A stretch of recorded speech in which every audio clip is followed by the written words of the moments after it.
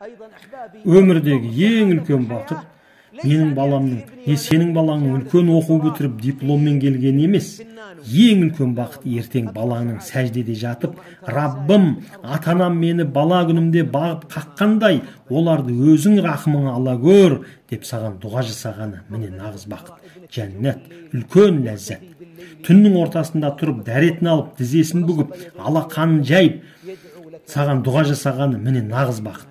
Балаларыңды Алла Тағаламен осындай қарым-қатынас жасайтындай қылып тәрбиелеңдер. Оларды сен сақтамайсың, мен сақтамаймын, Алла сақтайды.